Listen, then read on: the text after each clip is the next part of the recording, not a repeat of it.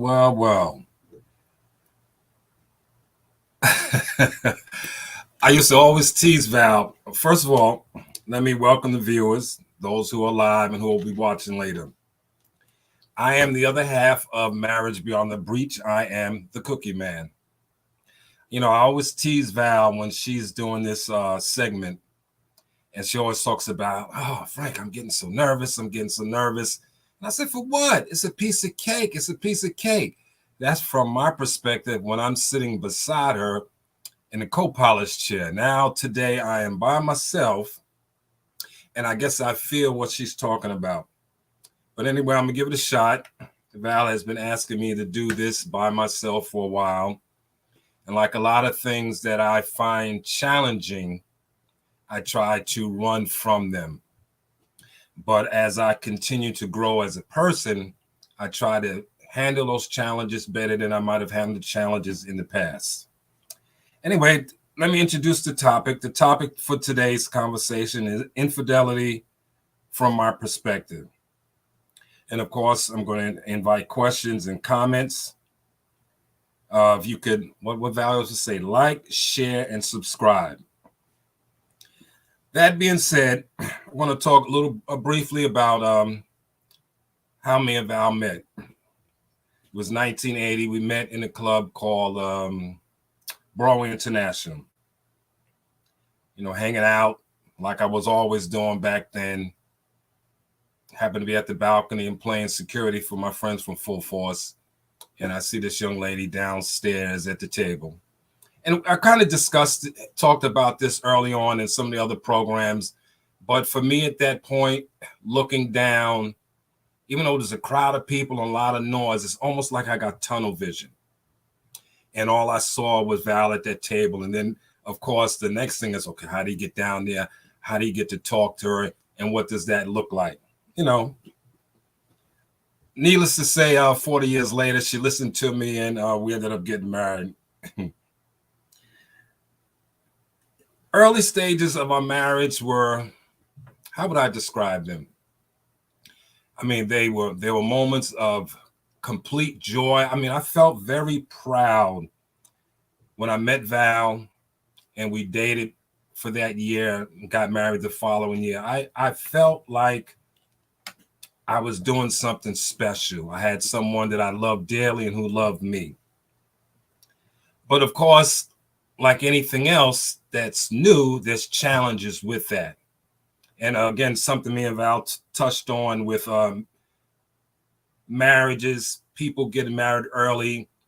There's no sitting down discussing what that should look like and how to handle when things come up.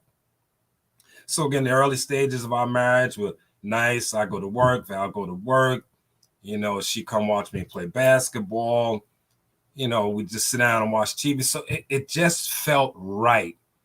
But of course, there were things we brought into the marriage that fostered distrust. And we talked about some issues about abuse, a lot of things that if you don't talk about early in a marriage, they can come back to hurt the marriage later on.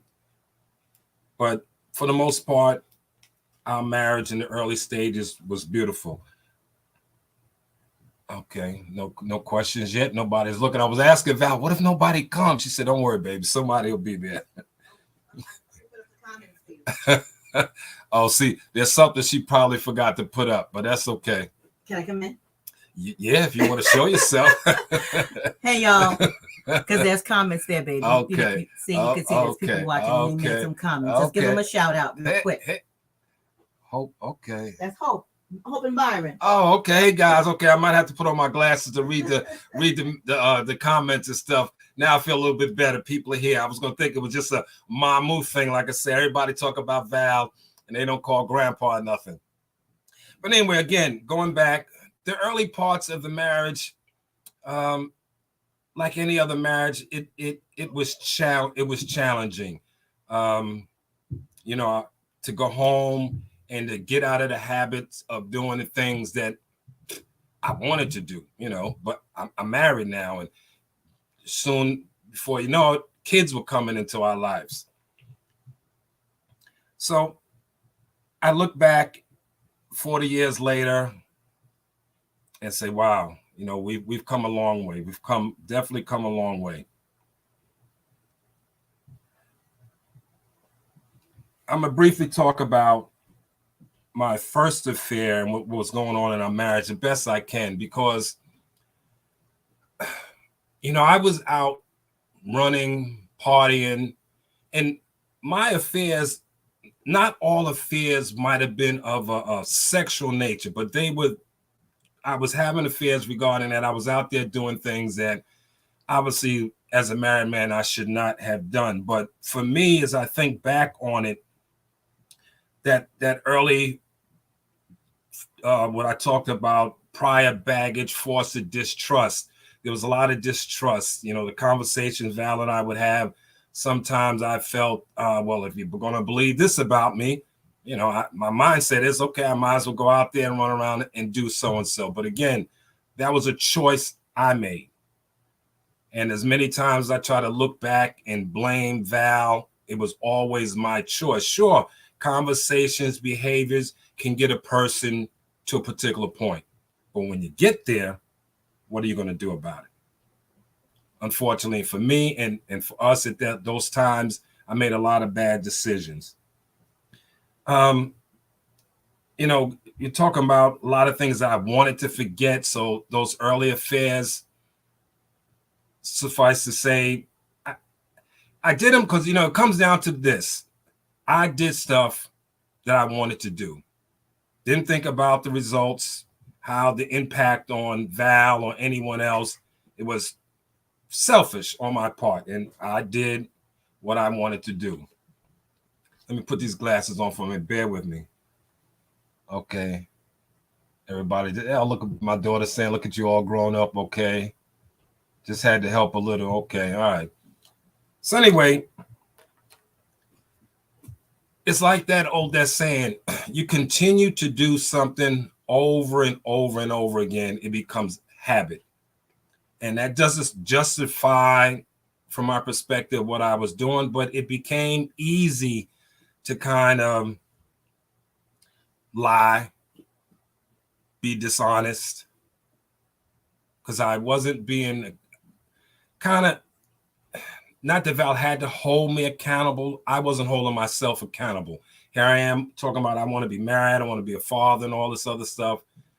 But I wanted to have that, what I call that wild single life that I felt I missed out on, in a sense, because I met Val very early on in my life.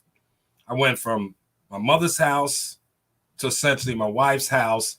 And I used to look back, dang, I didn't get a chance to enjoy myself.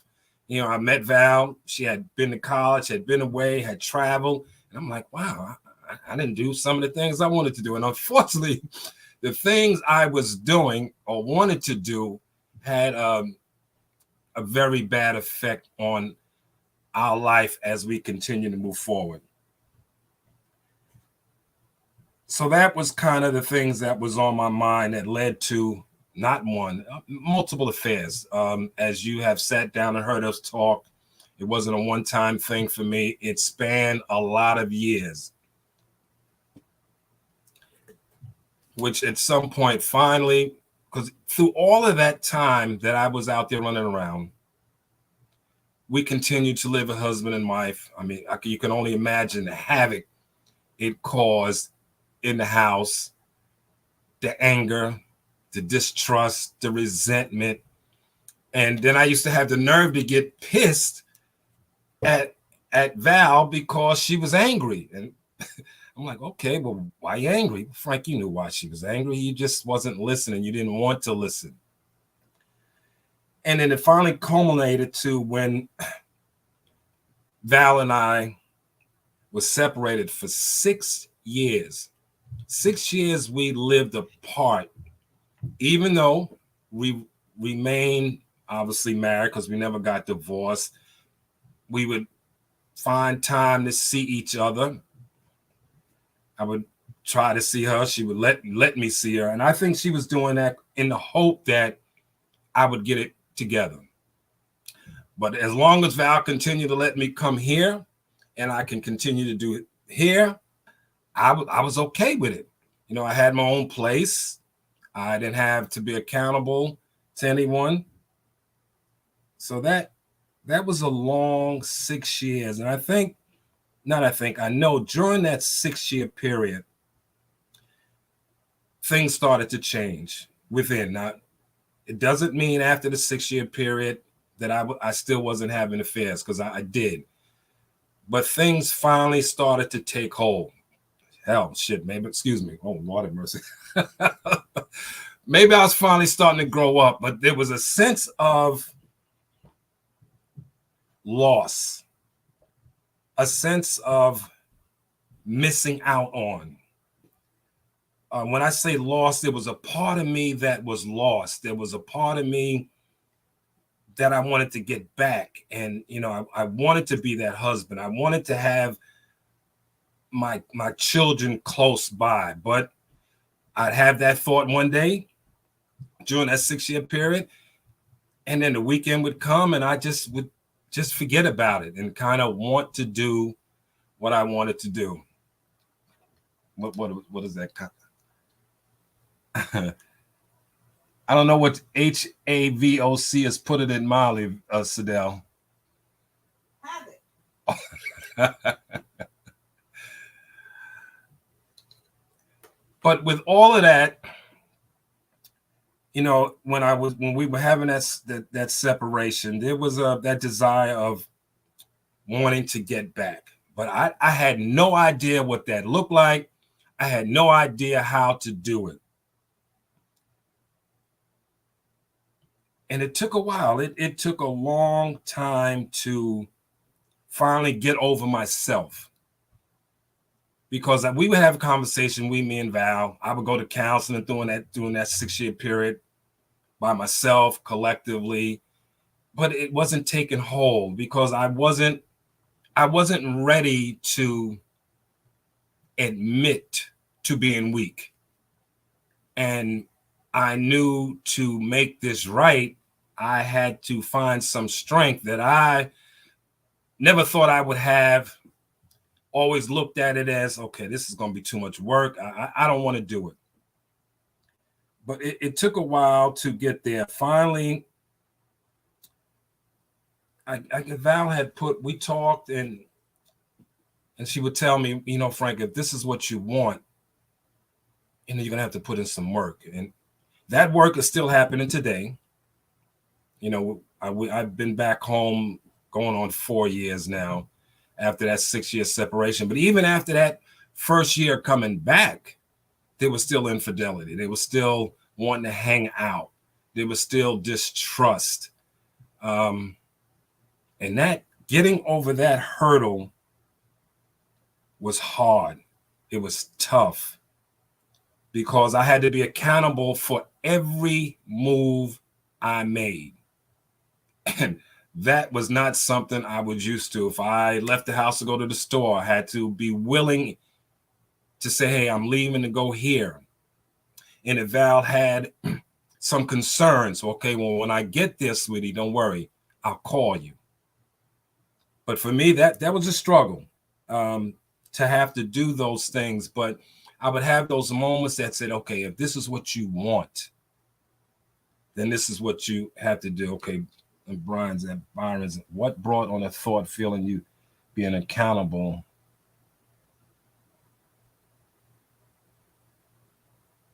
Accountability as a husband. You know what? I'm not sure, Byron. What brought on the thought / feelings of being accountability? I knew in terms of accountability, if I understand your question, I knew to make things work, I couldn't just come in here with this attitude, nothing else matters.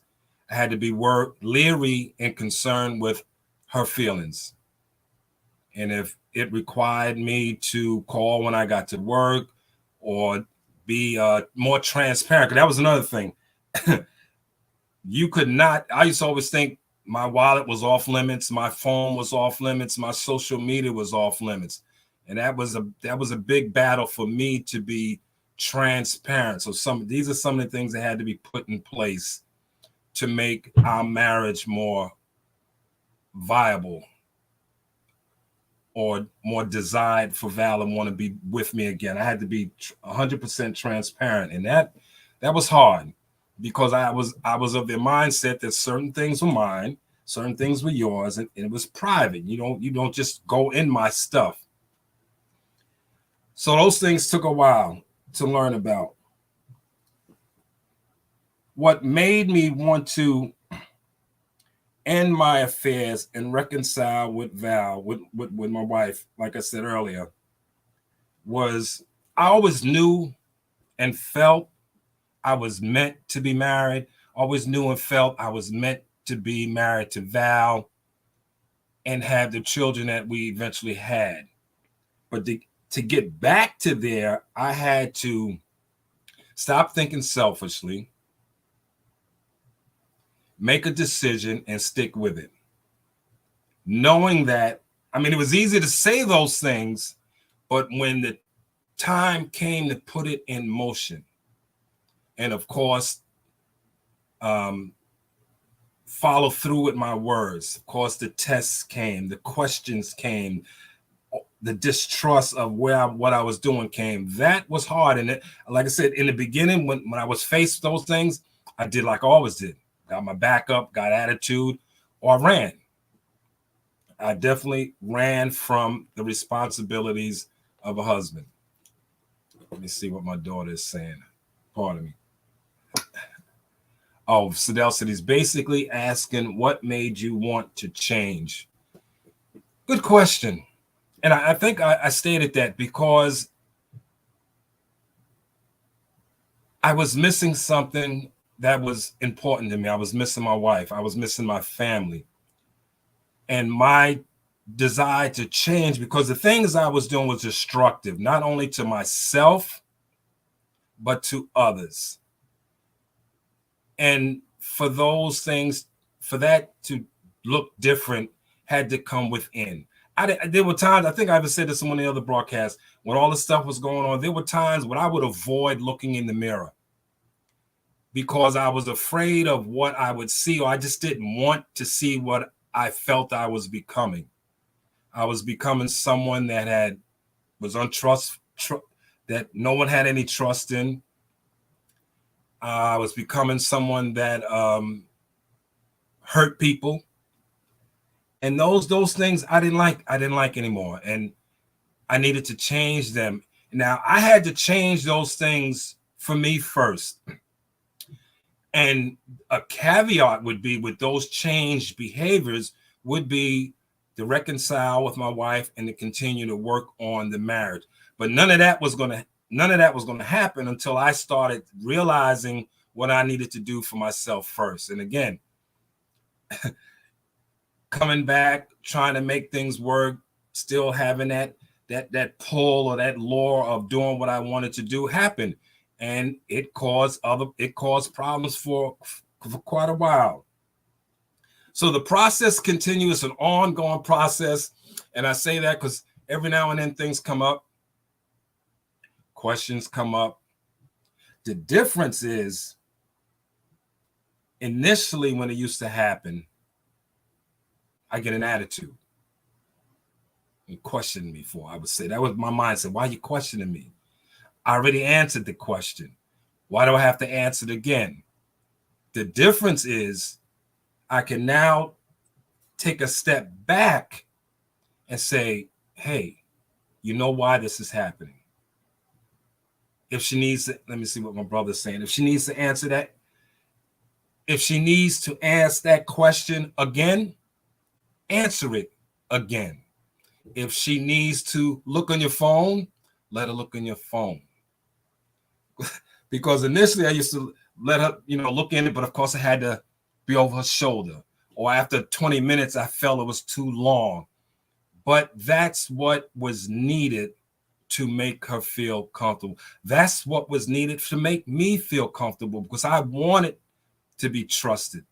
I wanted her to relax. And so the process, like I said, is an ongoing process. It is nothing. It is a lot better. I must say it's a lot better today, 4 years later, than it was obviously the first year and the second year and so on, because there's always something that I would like to forget. I didn't want it brought up again.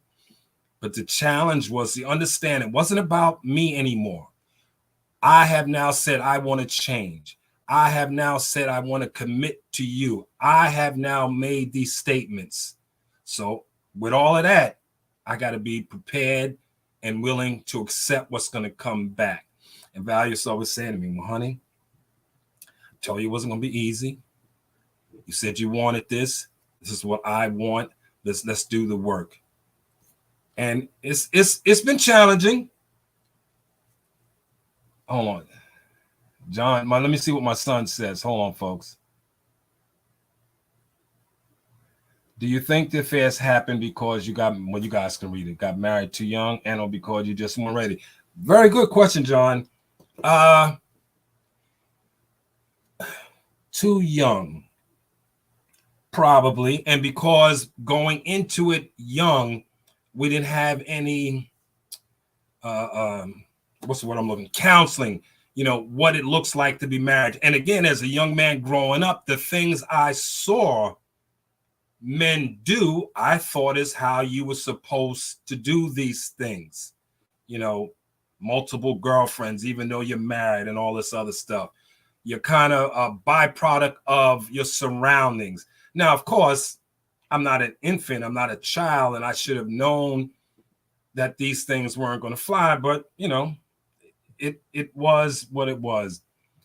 And being ready, I mean, listen, what does ready look like? Yeah, you can go to classes and counseling and all that and think you ready, but what does ready look like? I can't. Well, I don't know what Val's in the background. I don't know. Yes, I was young. Sure, there were things I didn't know.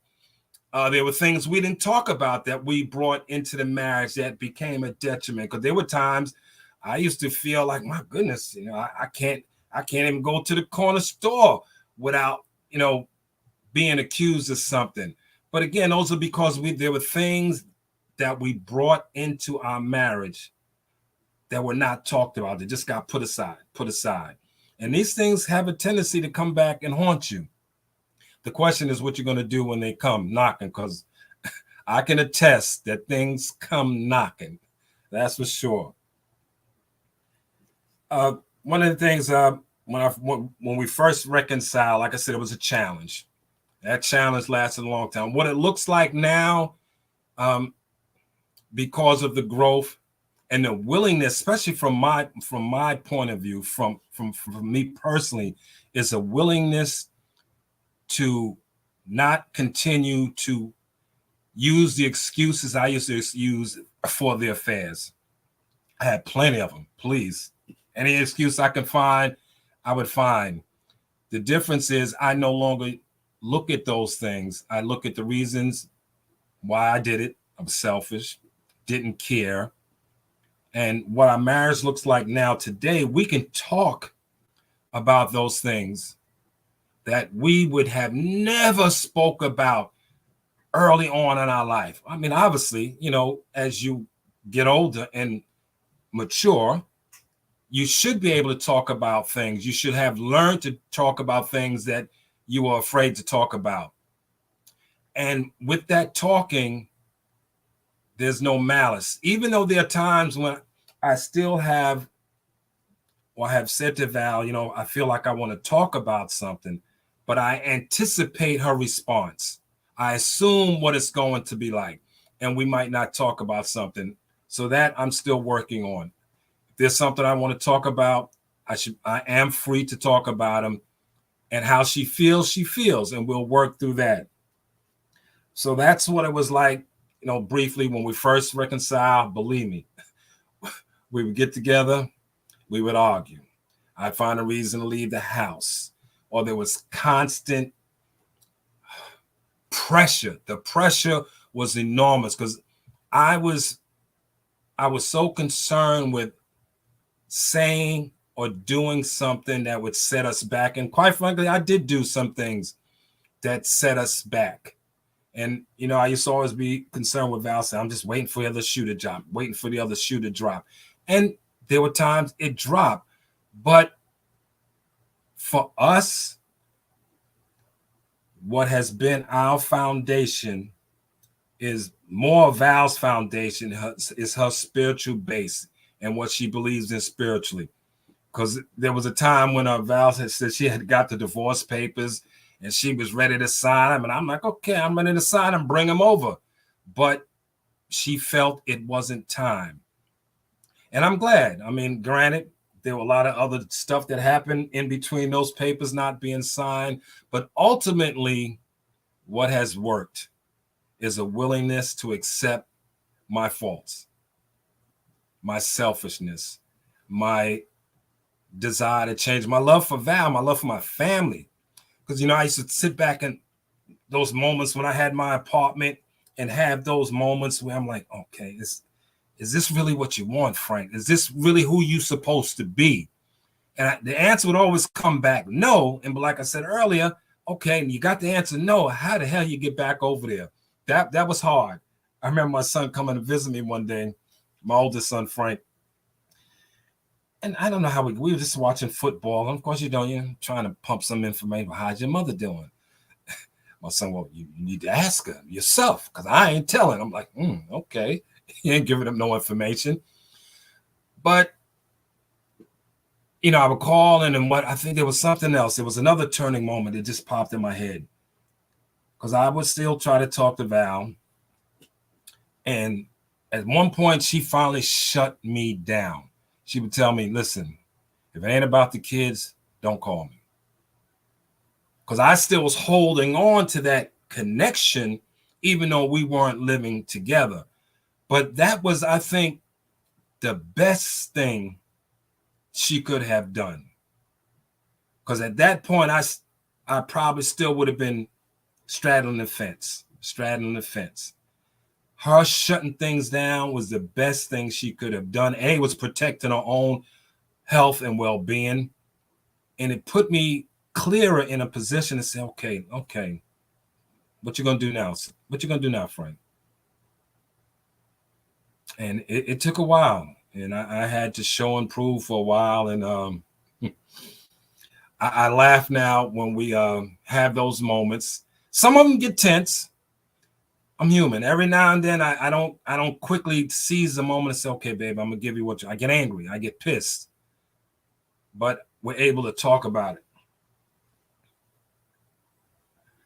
Nah, my brother, grounded in faith. Do I believe? Yeah, but grounded? Nah. that was all a Val thing. I'd have my moments where I call myself being grounded, but no. I think I was doing that more so for someone else. I'd like to believe I'm not even going to try to say I'm more grounded now. I'm still not where I desire to be. That's still a process. That could be a story for another time when I'm on here by myself. So touching back on that, what it's like now, wow. I mean, I'm sitting here talking to you guys. This is something, I would have never even, I can't say never, because there have been times over my life when Val being grounded, as my brother Marshall has said, I had visions of things where I would be speaking on stuff. I didn't know exactly what. That was God prophetically. Val just yelled in the back, that was God giving me some kind of message then. Okay. I didn't know what. So what it is like now is I'm here now. I'm willing to kind of expose myself because I was running stealth like, I ain't want nobody to know what I was doing other than my closest friend or something like that. Even though people who was close enough to know, my wife knew, of course, my kids knew.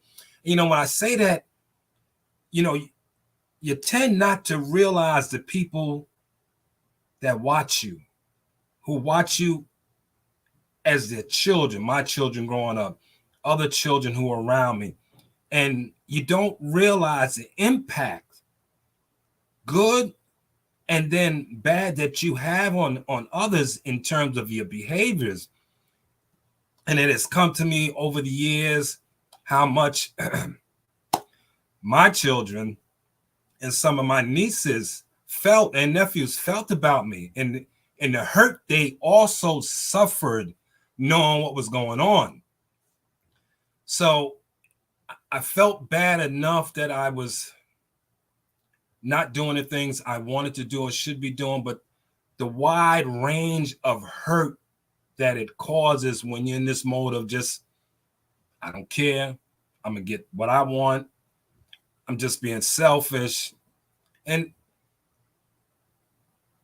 when I think about it, I'm glad that I'm at this point now that my family can look at me differently, because I just feel better. I feel better that they still love me, still want me around. I was wondering how long this was going to happen, but anyway. So that's what it looks like now in terms of the reconciliation. It's still an ongoing process, but I'm happy where I'm at now. That burden, that weight of, are you going to be found out? What did you say last week? You got to remember, not so you don't get caught up in something. That weight, that anchor has been removed, and it has done a lot for me. It has done a lot for Val. It has done a lot for everyone in my circle, my kids. Being able to be back and reconcile. I'm around my grandchildren a lot more than I would have been if I was out there running around thinking I was Don Juan or some mess like that and nothing mattered. So those are the ways I would look at myself being differently. I'm not as, I guess Val still says I'm selfish. So I guess there's some things I'm selfish about. I don't think so. She hasn't pointed out. But in terms of my marriage, I'm not that it's about me first all the time. I'm sure there are those times when we have conversations, but it impacts the marriage differently. Because I might think about, just to grab a topic, I want to work. I'm just thinking about myself. I'm just going to tell Val that's what I want to do. But we talk about those things. The biggest difference that I find today in our marriage is a willingness to talk. That's the biggest thing. A willingness to talk. A willingness to understand, hey, you could talk. You might not get the answer you're looking for. She might not agree. I might not agree, but that's okay. You don't always have to agree, but you respect the person enough to let them speak without interrupting them. Hint, hint. And you're willing to listen to what they have to say back, and things can prosper. I didn't think I was going to get through an hour, but I'm going to do the best I can because I feel like I'm almost done. I'm over here sweating, but I don't really have, trying to think, how could I give someone advice? Let me see what my brother here is saying.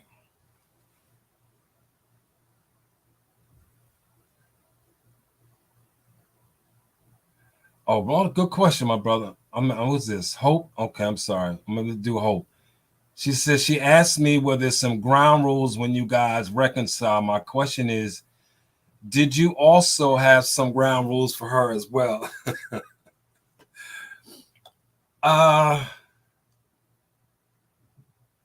You know what? I don't think so, because I guess I was so focused on what I had not done or needed to do. No, they could. I guess no. As I'm thinking about, were there any ground rules that I might have set down? Hope I'm not. I can't answer that question. They might have come later in terms of. I'm not even sure, dear. Again, I was so focused on. Val, see, Val just yelled from the background. She didn't need none. See, I mean, I'm not going to talk so much about, because I actually, when she said that, I thought about, yeah, there could have been some ground rules, but this is more from my perspective. Sure, I'm sure there could have been some, but at this point, it was about what I needed to do. And like you said, yeah, there was some ground rules. It, what I we even had to write them down, and I write them down. I'm like, damn, really? You expect me to do this? I might be able to do that one. I don't know how long I'll be able to do that one. But again, that was that mindset, that defeatist mindset that I always carried, that I can't do this and so. And that was easy for me to say because that gave me an out. I always told myself I couldn't do so and so. But as I continued to do so and so, it became a little bit easier. And again, for me, one of my biggest things that I felt I couldn't do was to be accountable. I didn't want to be accountable to no one. That was one of the biggest things. And then the transparency. I think I fought that tooth and nail, that transparency. Why you need my password? Why you need my Facebook this? Because I felt I wasn't gonna put anything on there. So what you need to look for. And unfortunately, and sometimes it happened, you would go to look for stuff and it would bring up questions because she didn't recognize something. Now I would get an attitude because I felt I had to defend something. But again, once I let that go, it became easy to talk about stuff. So yeah, there were a lot of ground rules, Hope. But I'm glad to say, not to say that those ground rules have been forgotten, but they're not a point of emphasis because there's a level of trust being built back. There's a level of comfort being built back where there's this desire to always check my phone or to check my Facebook or to constantly question me has subsided a lot. And that has brought a peace, because if she's asking the question, it's because she's feeling something.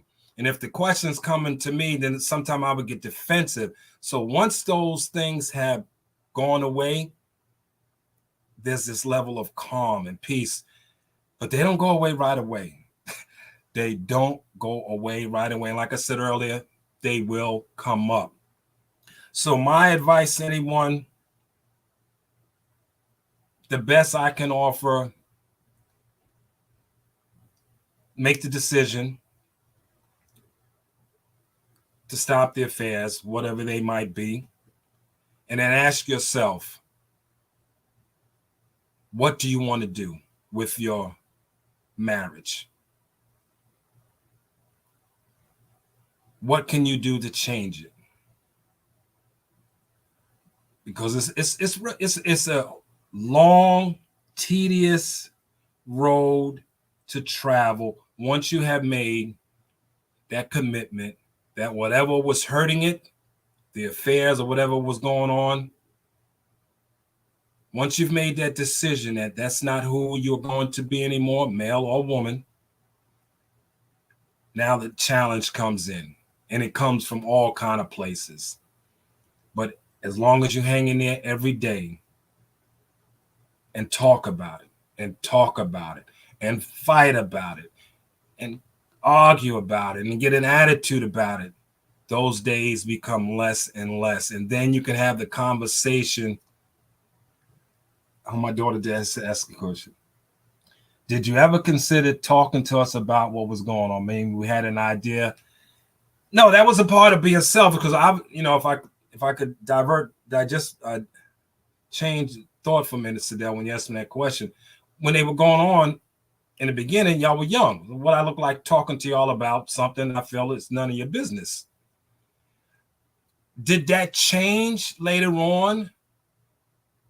Yes, to a certain degree. I wanted to be inclusive in what I was doing. But again, I was concerned about the the feedback, the fallout. I was trying to hide who I was at that time, what I was doing, because I didn't want you guys looking at me any differently. That frightened me. You know, how my children, you especially, you know, I don't mean to, you know, make a difference with you, especially as a woman. You know, I was concerned how you guys would look at me, think about me.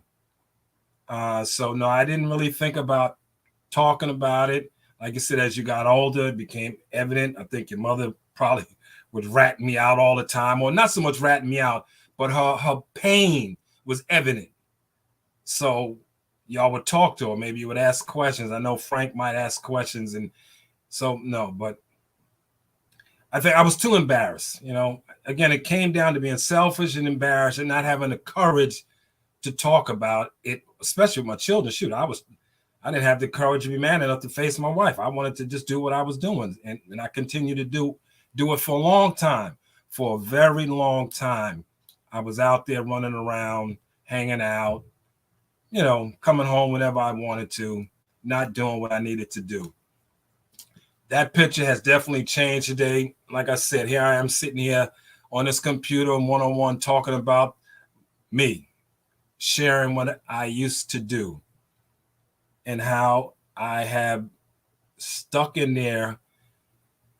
And life is different. Life is better now. We have just recently celebrated, let's see, 41 years. I would say 42 because we met in 1980. My goodness, my children are in their 40s and late 30s. I think Sadel's 40 or something like that, whatever. I have 4 grandchildren now. My wife, I've seen her start this business that I am proud to sit here and share with her and talk about it. So life is good. It's easy to say I wouldn't change anything, but yeah, there's a lot of things I would wish would not have happened, but it gave me an opportunity to change myself, to admit and to grow.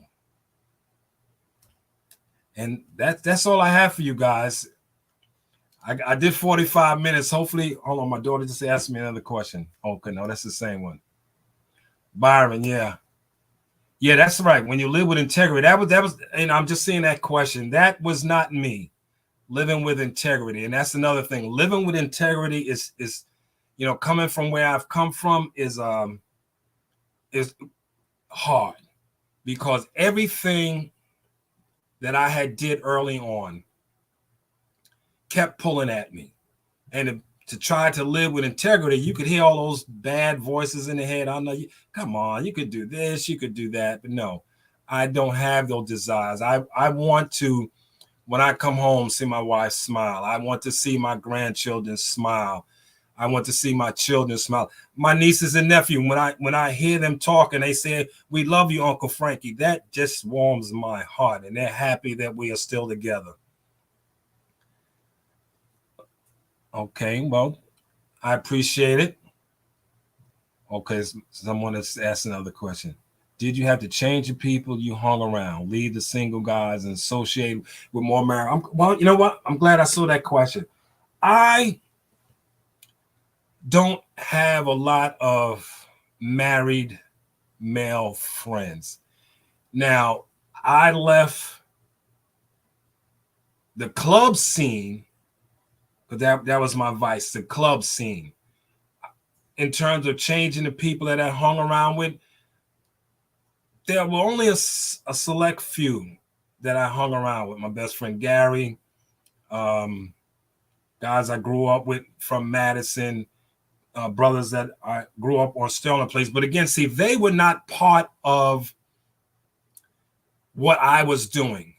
They might have known because I shared, but because these people knew my wife, I tried to keep them on the outskirts too. Like I said, I was doing everything kind of out of the view of people who knew her, because I didn't want them to have to see that. So I didn't really have to change the people around me, because those people are still in my life. I just had to change the person inside of me and remove myself from situations that promoted the behavior that I was doing. So it had nothing to do with, like I said, the males that I grew up with, because I don't have a lot of male friends. I have a select few that I could probably count them on 2 hands, if that. So again, thank you for letting me sit here and share this moment. It wasn't as bad as I thought. I'm probably going to go in here and have a cigarette when I'm done. My last words are,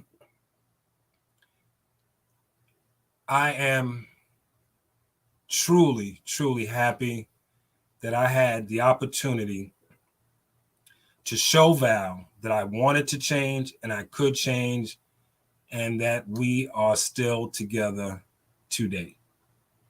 Thank you, everybody. Love you, babe. I know you're somewhere. I'm right here. Do you need me to turn it off? No, I got it. Okay. Thanks, guys. Thank you, boo-boo.